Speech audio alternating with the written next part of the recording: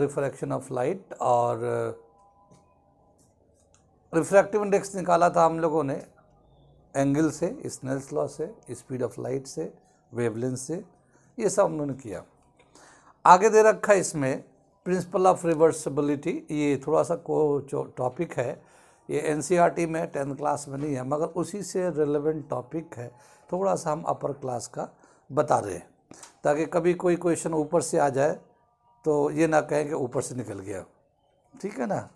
तो उसको पकड़ने के लिए मैं थोड़ा सा ये 2-3 टॉपिक इसमें से ऊपर से पढ़ा देता हूँ। पहला दे रखा principal of reversibility, principal of reversibility, principal of reversibility क्या बताया कि जैसे हम लोगों ने पहले किया था, ये सपोज करते एक मीडियम है, जैसे कि वाटर है, लाइट जो है एयर से होते हुए वाटर में जाएगा तो रेयर से डेंसर में जाएगा। जब लाइट रेयर से डेंसर में जाएगा ये तो किधर बेंड करेगा, ठीक है ना। ये वैसे सीधा तो ऐसे जाता, लेकिन ये टूवर्ड द नॉर्मल इधर की तरफ बेंड करता। पहले हम लोगों ने किया इसको, एंगल आई है, ये एंगल आर है, ठीक है ना। इसको हम लोग स्नेल्स लॉ के हिसाब से क्या है, when light goes from rear to denser,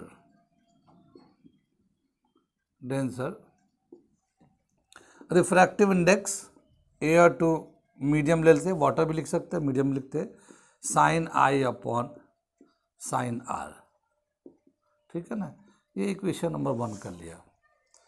आगे दे रखा है, इसको बाय स्नेल्स लॉ भी लिख सकते हैं, बाय स्नेल्स लॉ, ये दे रखा है। अब क्या करते हैं, यहाँ पे एक हम लोग लेते हैं मिरर, प्लेन मिरर, और इसको इस तरह से यहाँ पे अरेंज करते हैं जो इस लाइट पे बिल्कुल नॉर्मल यानी 90 पे आकर पड़ रहा है। ये ऐसा हम लोगों ने मिरर ले लिया, प्लेन मिरर, कि इस पे ये लाइट जो है ना बिल्कुल नॉर्मल आ रहा है। तो जब ये लाइट इधर से नॉर्मल आएगा तो ये रिफ्लेक्ट होकर फिर इसी तरह से जाएगा, 90 पे आ रहा है, तो जैसे ये आएगा बिल्कुल 90 पे ऐसे ही वापस जाएगा, फिर ये ऐसे बेंड करके वापस निकल जाएगा। तो जिस पाथ से आया था उसी पाथ से वापस चला जाएगा। अब जब लाइट इधर से वापस जा रहा होगा तो डेंसर से रेयर में जा रहा होगा, ठीक है।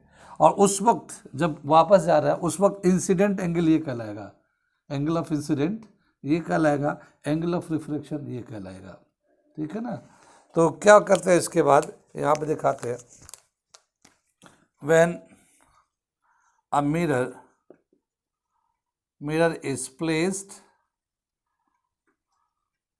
perpendicular to refracted ray, then the light retrace its original path, ठीक है ना। ओरिजिनल पाथ पे वापस, रिट्रेस मतलब वापस चला जाता, ओरिजिनल पाथ, ठीक है ना। नाउ बाय स्नेल्स लॉ, उसके बाद अगर लिखते हैं हम लोग स्नेल्स लॉ,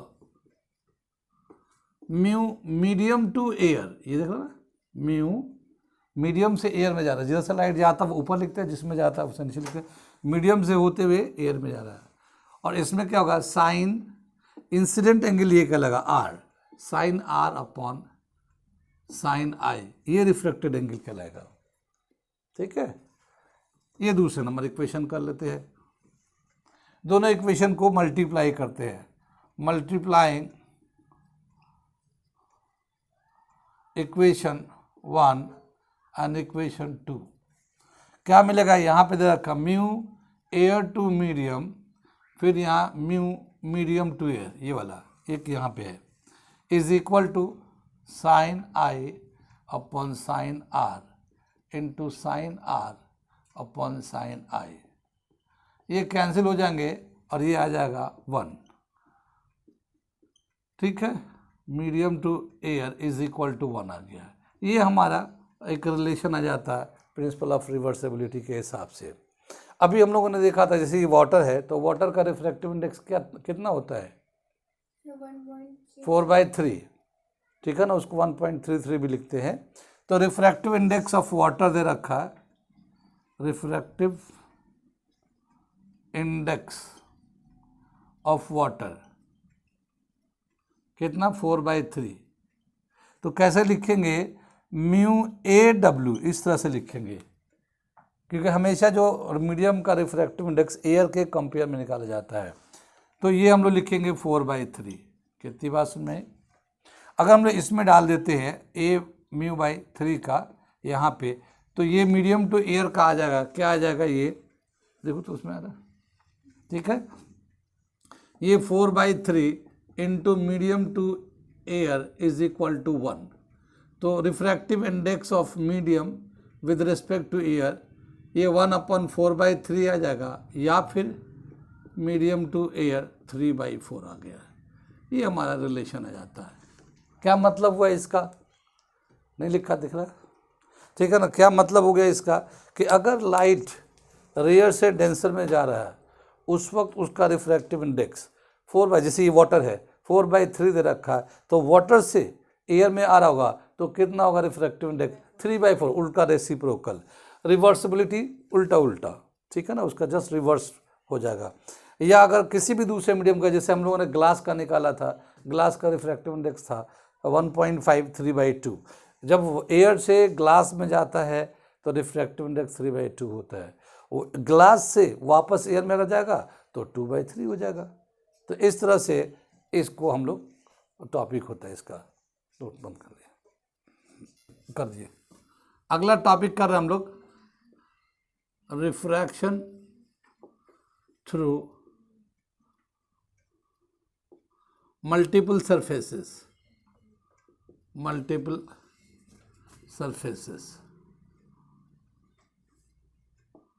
ठीक है ना। बहुत सारे सरफेस से अगर रिफ्रैक्शन होता है तो उनका क्या रिलेशन होता है। ऐसे आमतौर पे 3 सरफेस 3 मीडियम का दे रखा है। जैसे ये सपोज करते ये हमारा वाटर है, ठीक है ना, एक मीडियम लाइट जो है ना एयर से वाटर में आता है यहाँ तक, एक मीडियम यहाँ पे है, दूसरा उसके नीचे ले रखा है एक मीडियम, ये सपोज करते ग्लास आ गया इसके नीचे, ठीक है, ये थिक ग्लास इसके नीचे रखा हुआ है, ये इसका ग्लास बना दिया हम लोगों ने, थिक ग्लास।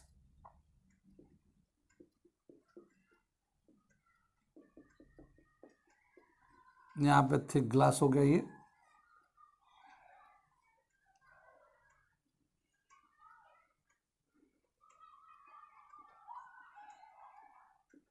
थिक ग्लास है। अब एक लाइट जो है रेयर मीडियम से ये आता है, ये इंसिडेंट किया, ये नॉर्मल ड्रॉ किया गया, ये थोड़ा सा बेंड हो गया टूवर्ड द नॉर्मल, ठीक है ना। तो ये एंगल ऑफ इंसिडेंट का लाएगा, ये एंगल ऑफ रिफ्रैक्शन R1 ले लिया हम लोगों ने। ये लाइट जो है ना एयर से वाटर में गया तो एक बार जो है यहाँ पे रिफ्रैक्शन हुआ, अब ये वाटर से ग्लास में इंटर करेगा ये, ठीक है ना। तो ये जो एंगल ऑफ इंसिडेंट का लाएगा, जितना ये एंगल होगा उतना ही ये एंगल होगा, तो इसको हम लोग R1 ले लेंगे। और ये ग्लास जो है ना वाटर से ज़्यादा डेंसर है, तो यहाँ पे ग्लास जो है डेंसर हो जाएगा और वाटर जो है ना रेयर हो जाएगा। तो फिर यहाँ पे जो लाइट आ रहा है रेयर से डेंसर में आ रहा है, फिर किधर बेंड करेगा, टुवर्ड द नॉर्मल, और टुवर्ड द नॉर्मल में बेंड करेगा। तो ये जो है ना थोड़ा और इधर की तरफ आ गया, तो ये R2 आ गया, इसको हम लोगों ने ले लिया R2।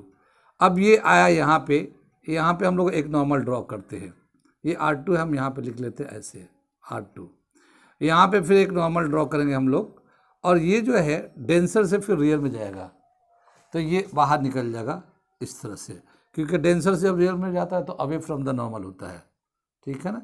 ये एंगल ऑफ इमर्जेंस कहलाता है, एंगल ऑफ इमर्जेंस यानी बाहर निकलने वाला एंगल। अब यहाँ पे 3 जगह रिफ्रैक्शन हो रहा है, 3 सरफेसेस है, एक यहाँ पे रिफ्रैक्शन हो रहा है, एक यहाँ पे रिफ्रैक्शन हो रहा है, एक यहाँ पे रिफ्रैक्शन हो रहा है।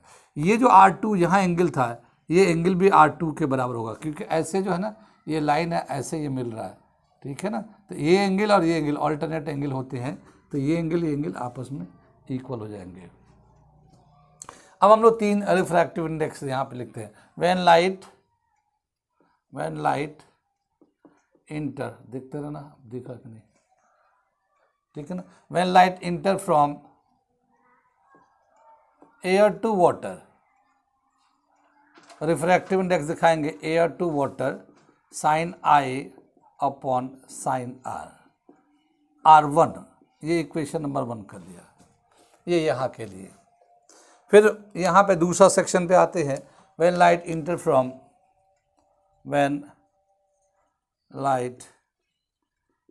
From water to glass, mu water to glass is equal to sine R1, ये एंगल ऑफ इंसिडेंट कहलाएगा, ये यहाँ पे, और ये एंगल ऑफ रिफ्रैक्शन R2 कहलाएगा, साइन R2, ये दूसरा इक्वेशन हो गया। और यहाँ पे है तीसरा, when light enter from glass to air, ठीक है, म्यू ग्लास टू एयर ऐसे लिख दिया, ठीक है ना। यहाँ पे angle of incidence sign R2 है, और यहाँ पे साइन E है, एंगल ऑफ इमर्जेंट, ये रिफ्रैक्टिव एंगल है, ये थर्ड इक्वेशन हो गया, ठीक है। अब ये तीनों को मल्टीप्लाई कर देते हैं। ये वाला पॉइंट तो समझ में आ गया, कैसे हम लोग इक्वल दिखा रहे हैं, ये इक्वल कैसे दिखा रहे हैं। Multiplying equation 1, 2 and 3, multiplying equation 1, 2 and 3, क्या मिलेगा देखो, यहाँ से करेंगे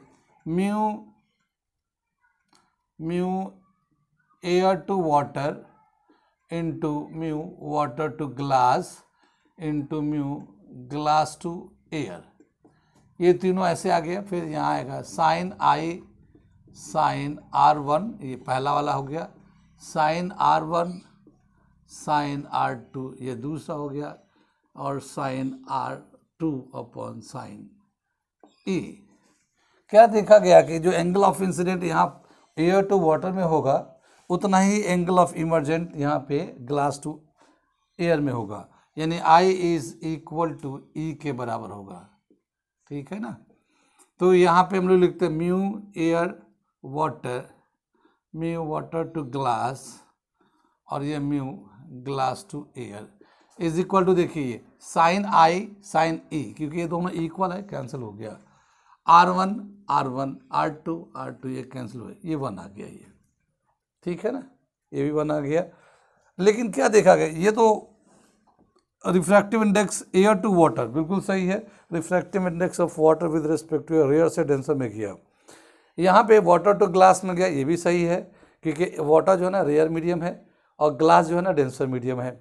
लेकिन इसमें थर्ड वाला में देखते हैं तो डेंसर से एयर में जा रहा है, डेंसर से एयर में जा रहा है, जो जबकि हम लोग लिखने का जो तरीका है रेयर टू डेंसर, तो हम क्या करेंगे, इसको उधर ले जाएंगे, तो ये मिलेगा हमें air to water to glass is equal to 1/म्यू ग्लास टू एयर, ठीक है ना।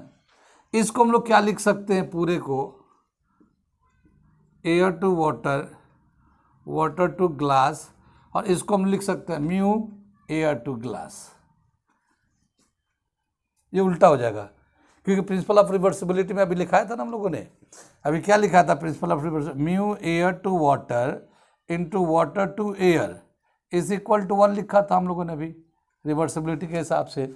अगर हमें इसको उधर ले जाए, mu air to water is equal to 1/म्यू वाटर टू एयर, तो ये जो डेंसर से रेयर वाला है 1/दिस इज इक्वल टू, ये फिर नॉर्मल रेयर टू डेंसर, ऐसे बोला क्या कि 1/डेंसर टू रेयर का जो रिफ्रैक्टिव इंडेक्स है, अगर हम लोग इसको रखेंगे 1/, तो ये उसको उलट के लिख देंगे एयर टू डेंसर। तो ये हमारा रिलेशन आता है एक रिफ्रैक्शन थ्रू मल्टीपल सरफेसेस का, ठीक है। यानी कि फर्स्ट एंड थर्ड मीडियम, देखिए air to water into water to glass is equal to air to glass, refractive index of this. बंद कर लें। अगला टॉपिक है total internal reflection of light. Total internal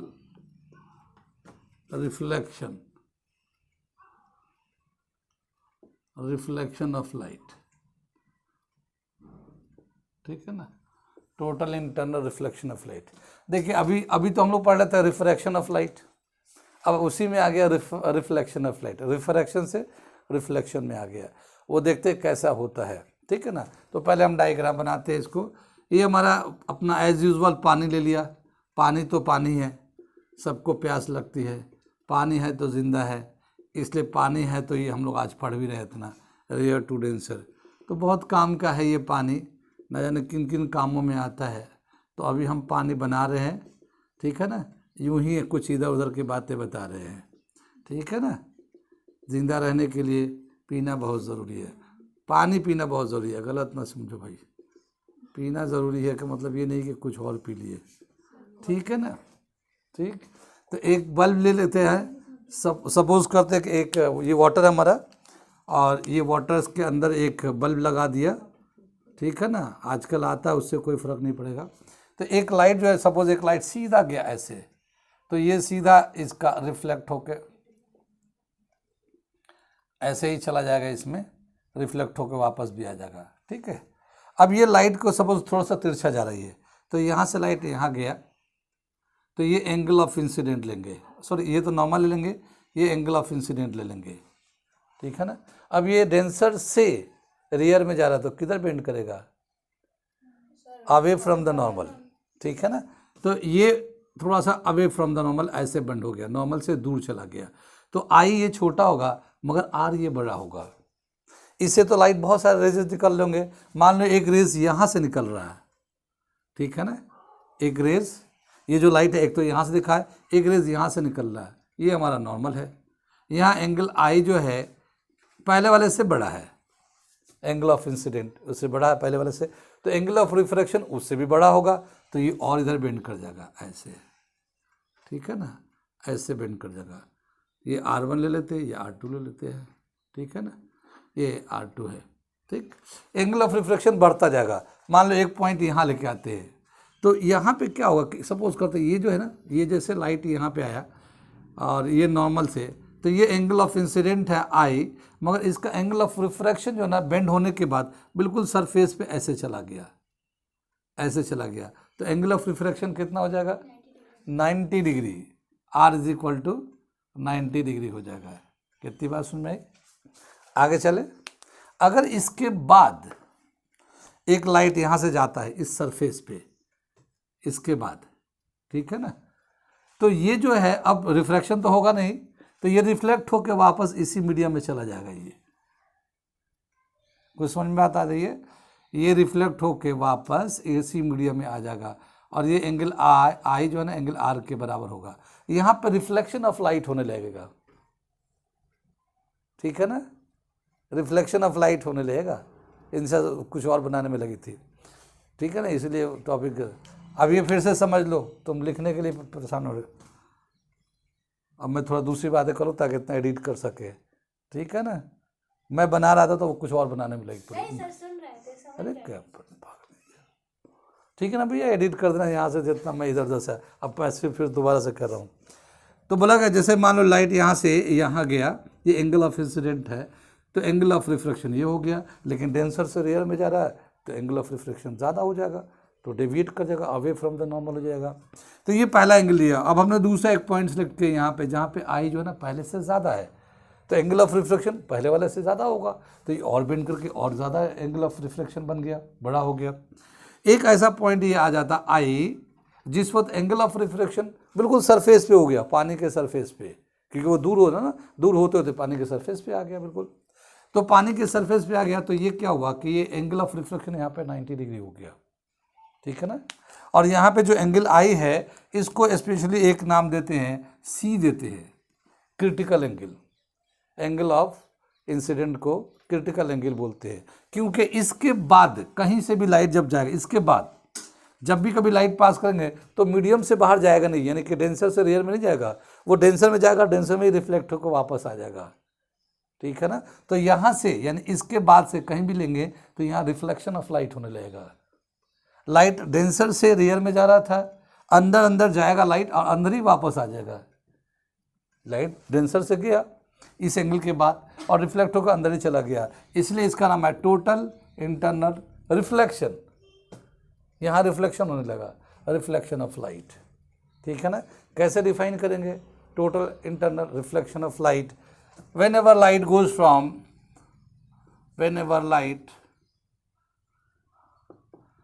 from denser to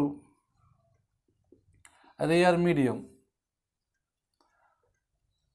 it bends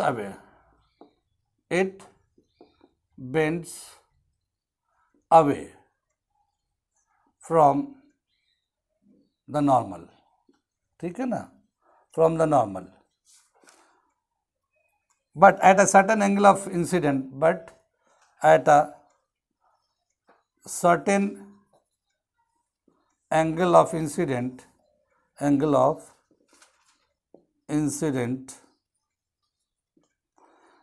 of refraction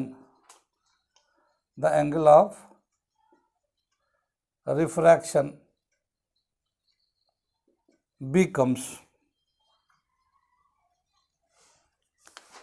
angle of refraction becomes 90 degree। This angle of incident is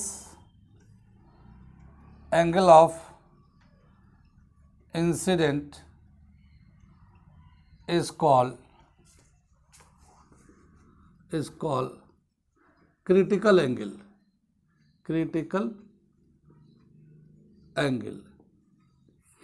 After this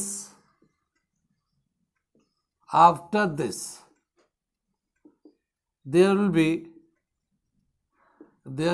be no refraction,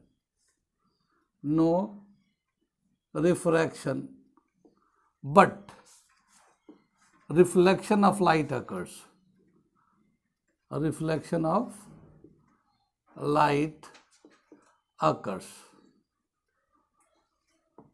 This phenomenon is known as total internal reflection of light। ठीक है ना, total internal reflection of light. क्या समझ में आया इतना कि light जब डेंसर से रेयर में जाता है तो वो नॉर्मल से बेंड करता है, पर एक ऐसा एंगल ऑफ इंसिडेंट होता है जहाँ पे एंगल ऑफ रिफ्रैक्शन 90 डिग्री हो जाता है। उसके बाद आगे वो रिफ्रैक्शन ही होता है, बल्कि उसके बाद रिफ्लेक्शन शुरू हो जाता है, और उस रिफ्लेक्शन को ही बोलते हैं total internal reflection of light. ठीक है, यहाँ पे रुको। ठीक है, यहाँ पे क्या बोला, total internal reflection of light हो गया। यहाँ तक ये वाला सेक्शन पे जहाँ पे angle of incident critical angle के बराबर है और एंगल ऑफ रिफ्रैक्शन जो है ना 90 डिग्री के बराबर है, इसके बाद total internal reflection of light होता है। यहाँ पे अगर देखते हैं स्नेल्स लॉ के हिसाब से eight critical angle,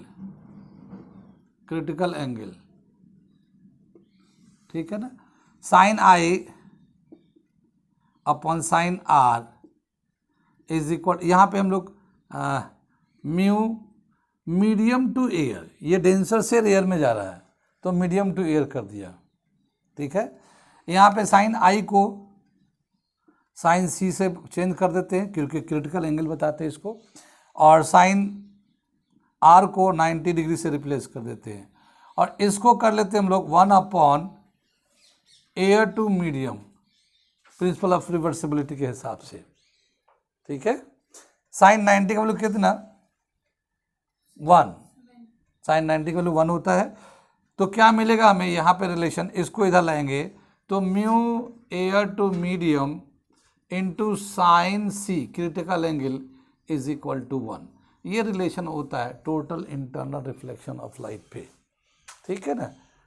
mu sign सी कितना एंगल दे रखा है, क्रिटिकल एंगल, और रिफ्रैक्टिव इंडेक्स का रिलेशन हो गया। इसको हम बोलते हैं relation between refractive index and critical angle. बंद कर। एट क्रिटिकल एंगल, ये वाला पॉइंट पे angle of incidence sine I upon sine r लिखा है, और ये चूंकि डेंसर से एयर में जा रहा था तो मीडियम टू एयर लिख लिया, ठीक है। साइन आई सी के बराबर है क्योंकि क्रिटिकल एंगल कहलाता है ये, और आर जो है 90 के बराबर है, साइन आई साइन सी अपॉन साइन 90। और ये जो हमने टोटल प्रिंसिपल ऑफ रिवर्सिबिलिटी के हिसाब से हमने उलट के लिख दिया इसको उधर लिखना चाहे उधर लिखा हुआ है, अगर चाहे तो हम लोग इधर लिख लेते हैं। तो साइन 1 है तो ये आ जाएगा sine c into refractive index air to medium is equal to 1। ये रिलेशन आ जाता हमें total internal reflection of light के लिए। Examples of total internal reflection of light, internal reflection of light, ठीक है। कौन कौन सा एग्जाम्पल है? Glittering of diamond, glittering of diamond, diamond का इतना चमकना, ठीक है ना, ये total internal reflection of light की वजह से होता है। जैसे उसमें से लगता है ना कि डायमंड में से रेज निकल के आ रहे हैं, वो टोटल इंटरनल रिफ्लेक्शन की वजह से होता है। कहीं से भी लाइट आ जाता है अंदर और फिर उसमें से रिफ्लेक्ट होकर बाहर आता है, तो जब बाहर आता है तो ऐसा लगता है इसमें से लाइट आ रहा है, क्योंकि उसका डायमंड का जो क्रिटिकल एंगल है 23 डिग्री के आसपास है। तो कहीं से भी लाइट थोड़ा सा भी आ जाएगा ना और फिर वो रिफ्लेक्ट होकर बाहर आएगा तो ऐसा लगेगा इसके अंदर से लाइट आ रहा है। तो ग्लिटरिंग ऑफ डायमंड। और इसी तरह से ऑप्टिकल फाइबर भी है, ऑप्टिकल फाइबर बड़े क्लास में चल के हम लोग सीखेंगे। और एक जो बहुत ही कॉमन एग्जाम्पल है उसका है मिरेज, मिरेज, ठीक है ना, ये मेन बहुत कॉमन एग्जाम्पल है। इसमें क्या होता है, ये हम लोग रोज़ देखते हैं गर्मियों के दिनों में, जब कभी हाईवे पे रोड पे गाड़ी चलाएंगे या गाड़ी चल रहा होगा तो ऐसा लगेगा कि सामने रोड पे पानी है। गर्मी के दिनों में हाईवे पे गाड़ी चला रहे होंगे तो ऐसा लगेगा सामने रोड पे पानी है, मगर ऐसा नहीं होता। जब करीब जाते हैं तो कुछ भी नहीं होता, ठीक है ना। उसको हम लोग बोलते हैं मिरेज। ऐसे रेगिस्तान होता है डेजर्ट एरिया में, और जब डेजर्ट एरिया में जाते हैं तो ज़ाहिर है डेजर्ट में गर्मी बहुत होती है, पानी की बहुत रिक्वायरमेंट होता है। तो कभी कभी ऐसा लगता है कोई दूर है कहीं पे दरख्त, कोई दिख रहा है दरख्त, तो उसका उल्टा इमेज भी दिखता है दरख्त का। जब वो उल्टा इमेज दिखता है तो जो ट्रैवलर है जो डेजर्ट पे सफ़र कर रहा है उसको लगता है कि वहाँ शायद पानी का सोर्स है, जिसकी वजह से दरख्त का इमेज उल्टा बन रहा है, ठीक है ना। फिर वो उसके करीब जाता, पानी को लेकर, पानी के लिए वो उसके करीब जाता है, लेकिन जैसे जैसे वो करीब पहुँचता है वो फिर इमेज जो है ना, पानी का जो दरख्त का जो उल्टा इमेज है वो ख़त्म हो जाता है। वो कैसे बनता है एक पूरा एक्सप्लेनेशन है, लेकिन वो आपके कोर्स में नहीं है, इतना काफ़ी अभी बड़े क्लास में आएगा तो हम बताएंगे। मिरेज उसको बोलते हैं, ठीक है ना। तो इस तरह से कई सारे एग्जाम्पल हैं और भी, इतना आपके लिए काफ़ी है। ठीक है, लेंस पे जो है रे डायग्राम हम बना रहे हैं, लेंस का रे डायग्राम। अलग अलग पोजीशन में जब ऑब्जेक्ट रखते हैं तो रे जब जाते हैं कॉन्वेक्स लेंस या कॉनकेव लेंस से तो अलग अलग पोजीशन पे इमेज बनते हैं। तो किस पोजीशन पे ऑब्जेक्ट रखेंगे तो इमेज कहाँ बनता है, क्या उसका कैरेक्टरिस्टिक होता है, एक हमने अभी टेबल के जरिए बता रहे हैं इसमें। तो दे रखा पहले convex lens, ray diagram by convex lens, convex lens, ठीक है। पहले दे रखा कॉन्वेक्स लेंस लेते हैं, ऑब्जेक्ट को रखा इन्फिनिटी पे। जब इन्फिनिटी पे रखते हैं तो एक रेज जो आता है पैरेलल टू प्रिंसिपल एक्सिस और ये कन्वर्ज होके फोकस पे चला जाता है, तो इमेज कहाँ बनता है, फोकस पे।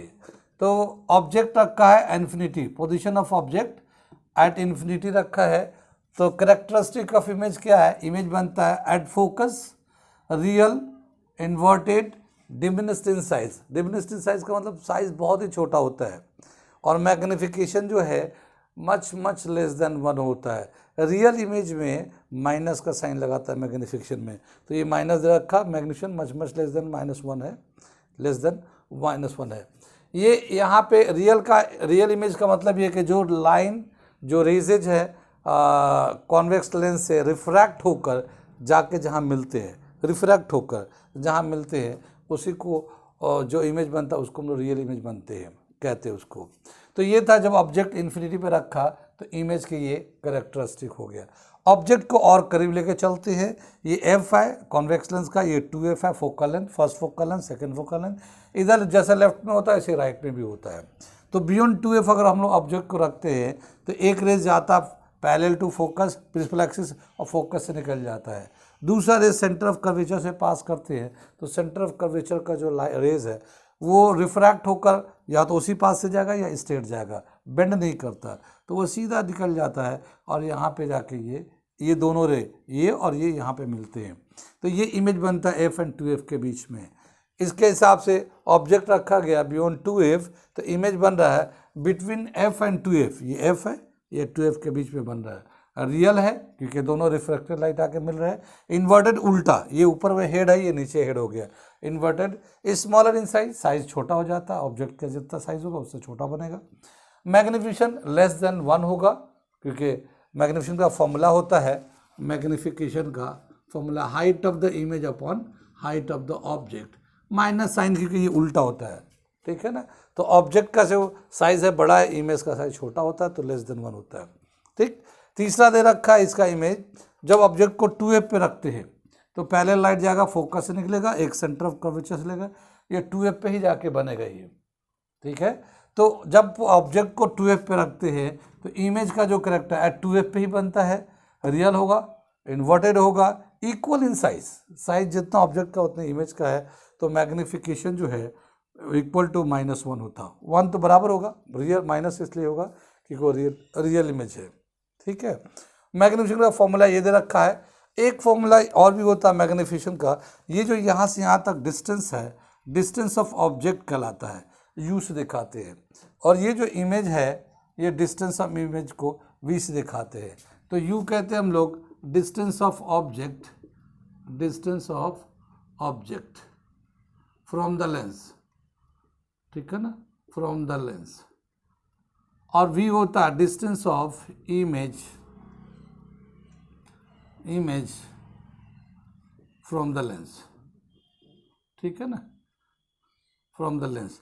मैग्निफिकेशन जो होता है हाइट v बाई यू भी होता है, लेकिन v जो है ना साइन कन्वेंशन के हिसाब से लेंगे तो ऑब्जेक्ट लेफ्ट में होता है तो लेफ्ट में जो भी टर्म होता है वो माइनस होता है, और राइट में होता है तो प्लस में होता है। तो ये u जो है माइनस में, तो यहाँ ये भी माइनस में आ जाता है, ठीक है। तो मैग्निफिकेशन का दोनों अगर फॉर्मूले को कंबाइन करेंगे तो ये height of the image upon height of the object negative, या फिर -v बाई यू भी होता है। तो ये मैग्निफिकेशन निकालने के तरीके हैं। बंद करो। फोर्थ नंबर जो अब इमेज है, अगर अभी तक 2f पे रखा था, अब f एंड 2f के बीच में जब ऑब्जेक्ट रखेंगे तो इसका इमेज जो है ना बियॉन्ड 2f बनता है। ये 2f के बाहर बना है ये इमेज, तो ऑब्जेक्ट का पोजीशन है बिटवीन f एंड 2f, लेकिन इमेज जो बनेगा इसका बियॉन्ड 2f, ये ऑब्जेक्ट f एंड 2f के बीच में, इमेज बियॉन्ड 2f, रियल होगा, इन्वर्टेड होगा, इनलार्ज होगा, मैग्निफिकेशन ग्रेटर देन -1 होगा। -1 रियल के लिए 1 से ज़्यादा होगा इसका क्योंकि साइज ऑफ द इमेज बड़ा है। तो ये इसका कैरेक्टरिस्टिक ऑफ इमेज हो गया। ऐसे ही अगला जो 5th वाला इमेज है, ऑब्जेक्ट को रखा है फोकस पे, तो ऑब्जेक्ट को फोकस पे रखा है यहाँ फोकस पे, तो इमेज बना है इन्फिनिटी पे जाके कहीं पे मिलेगा। ये जैसे ये डिस्टेंस है ना, ये कम होते होते होते होते कहीं पे जाके इन्फिनिटी पे मिलेगा। तो एट इन्फिनिटी रियल होगा, इमेज का करेक्टर इन्वर्टेड होगा, वेरी लार्ज, इमेज बहुत बड़ा बनेगा इधर जाके कहीं पे, magnification much greater than 1, minus में होगा ये, ठीक है। इसी तरह से ऑब्जेक्ट को पोल एंड फोकस, ये पोल कहलाता है और ये फोकस कहलाता है। तो पोल एंड फोकस के बीच में अगर रखते हैं, बिटवीन पोल एंड फोकस, तो इमेज है same side of the object. इधर यहाँ ऑब्जेक्ट रखा है तो इमेज यहाँ बन रहा है, उधर कहीं मिलेगा नहीं, तो वो इधर की तरफ हमारा इमेज बनता है, ठीक है ना। ये वर्चुअल कहलाता है, वर्चुअल है, ये इरेक्ट है, इनलार्ज है, बड़ा इमेज जो है इसका बड़ा बनेगा।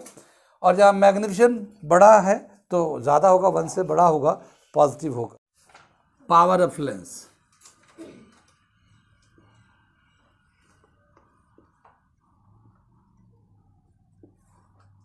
कैसे डिफाइन करते हैं? पावर ऑफ लेंस कब लगा? Power of lens is 1/f, ठीक है ना, reciprocal of focal length, reciprocal of focal length of the lens, focal length of the lens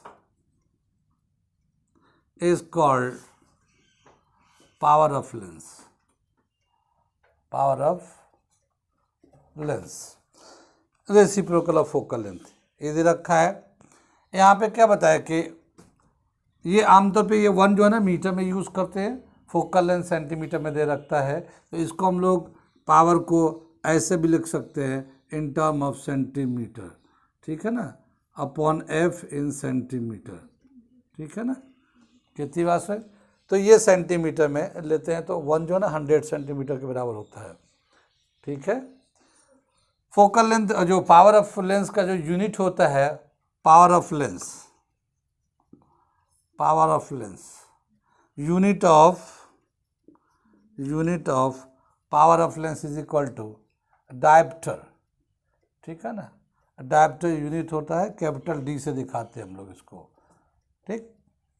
focal length बोला for convex lens, convex lens का focal length होता है, ठीक है ना, फोकल लेंथ इज पॉजिटिव, ठीक है ना, तो पावर इज पॉजिटिव डी आता है, पॉजिटिव आएगा पावर, डायप्टर्स दिखाते हैं इसको।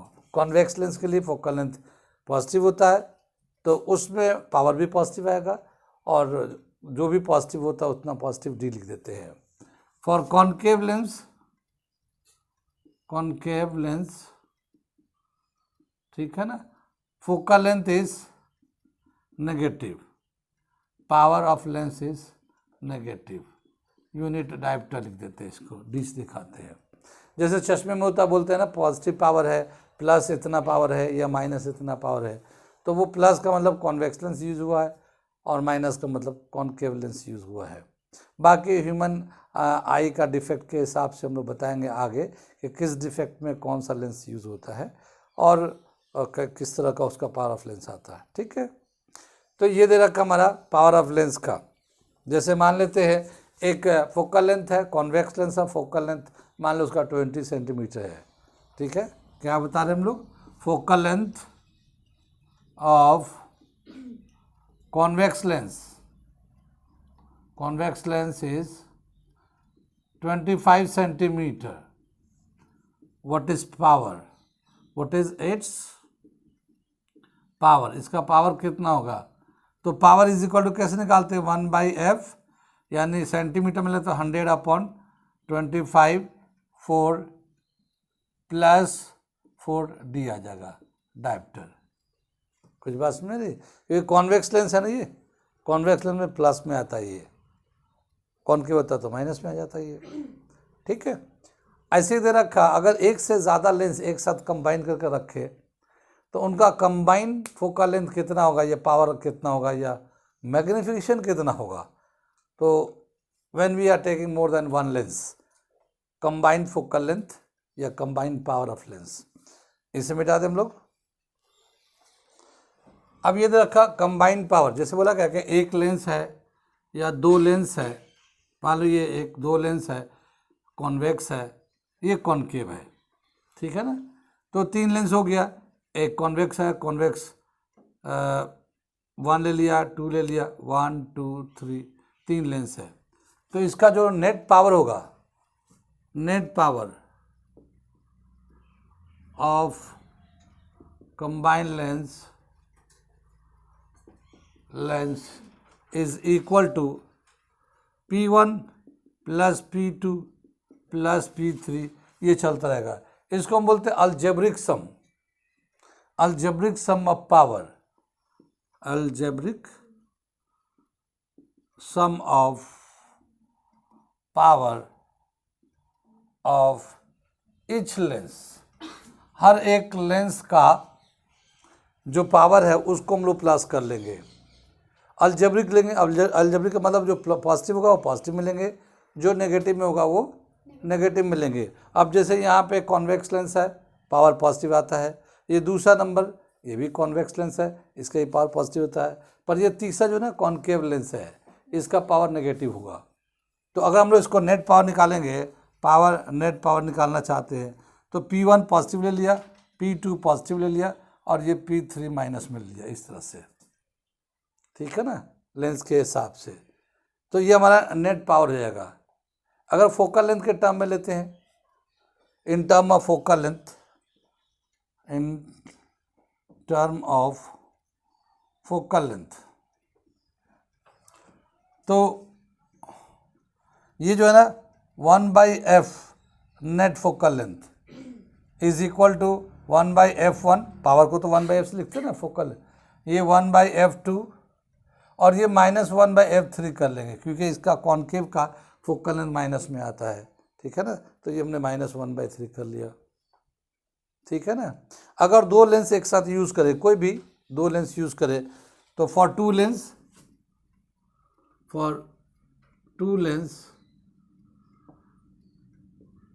इसमें क्या होगा, 1/f is equal to 1/f1 plus 1/f2। यहाँ पे हम लोग जनरल लिख रहे हैं, ना कॉन्वेक्स समझ रहे हैं ना कॉन्केव समझ रहे हैं, ठीक है ना। टू लेंस लेते हैं तो क्या हो जाएगा, 1/f is equal to f1 plus f2 upon f1 into f2। ये एलसीएम लेके हम लोग लिखेंगे तो ऐसे आ जाएगा, ठीक है। और ये रेसिप्रोकल का, तो focal length is equal to f1 f2 upon f1 plus f2। ये हमारा रिजल्टेंट फोकल लेंथ का फॉर्मूला जाएगा फोकल लेंथ के टर्म में। न्यूमरेटर में मल्टीप्लाई करेंगे और डिनोमिनेटर में ऐड करेंगे, लेकिन डिपेंड करता है कि कॉन्वेक्स लेंस है या कॉन्केव लेंस है। अगर कॉन्वेक्स होगा तो पॉजिटिव साइन रखेंगे, अगर कॉन्केव है तो नेगेटिव साइन यूज़ कर लेंगे, ठीक है। तो ये लेकिन हमारा रिजल्टेंट जो होता है नेट फोकल लेंथ होगा, ठीक है ना। नेट फोकल लेंथ जो है, ऊपर में प्रोडक्ट ले लेते हैं, प्रोडक्ट ऑफ टू ले लेते हैं और नीचे में सम ऑफ टू ले लेते हैं, सम ऑफ टू फोकल लेंथ हो जाएगा, फोकल लेंथ। लेकिन साइन जो है ना हम लोग लेंस के हिसाब से यूज़ करेंगे, किसी को पॉजिटिव लेना पॉजिटिव करेंगे, कॉन्वेक्स होगा तो नेगेटिव कर लेंगे, कॉन्केव होगा तो, ठीक है। अब जो लेंस का मैग्नीफिकेशन होता है, मैग्नीफिकेशन भी हम लोग यूज़ करते हैं, तो कितना लेंस मैग्नीफाइंग करेगा, तो एक लेंस का magnification formula height of the image upon height of the object use करते हैं, माइनस का साइन लगाता है क्योंकि वो उल्टा होता है, या फिर u एंड v के टर्म में लिखेंगे तो v/u लेते हैं हम लोग, power of the magnification of the lens, ठीक है ना। अगर हम लोग एक से ज़्यादा लेंस को एक साथ यूज़ कर रहे हैं, रियल इमेज का मैग्नीफिकेशन माइनस में लेते हैं, वर्चुअल इमेज का प्लस में लेते हैं। तो यहाँ पे दे रखा है net magnification if more than one lens is used, ठीक है ना। एक से ज़्यादा लेंस अगर यूज़ करेंगे तो नेट मैग्नीफिकेशन कितना हो जाएगा, तो इसे हम लोग दिखा रहे हैं अभी, ठीक है। नेट मैग्नीफिकेशन, जब एक से ज़्यादा लेंस को हम लोग कंबाइन करेंगे, तो कंबाइन करके रखेंगे तो कॉन्वेक्स लेंस पॉजिटिव लेते हैं, कॉन्केव लेंस नेगेटिव लेते हैं मैग्नीफिकेशन को। तो नेट मैग्नीफिकेशन जो होता है m is equal to m1 into m2 into m3, इस तरह से नेट मैग्नीफिकेशन होना है। वैसे ये आपके कोर्स में नहीं है, मगर हमने बता दिया इसको कि अगर एक से ज़्यादा लेंस कांटेक्ट में रखा हुआ है और उसका नेट मैग्नीफिकेशन निकालना चाहते हैं तो मल्टीप्लाई कर देंगे उसको, ठीक है।